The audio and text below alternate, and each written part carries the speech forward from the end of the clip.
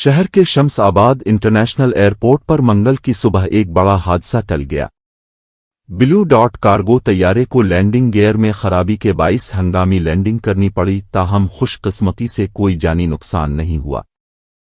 یہ کارگو طیارہ چنئی سے حیدرآباد آ رہا تھا اور اس میں 6 افراد پر مشتمل عملہ موجود تھا۔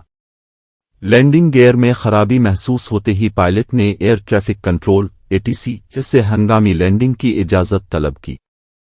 جیسے ہی کال موصول ہوا، ایئرپورٹ حکام نے فوری اقدامات کیے۔ تمام بین الاقوامی اور گھریلو پروازوں کی لینڈنگ اور ٹیک آف کو عارضی طور پر معطل کر دیا گیا تاکہ رن وے کو محفوظ بنایا جا سکے۔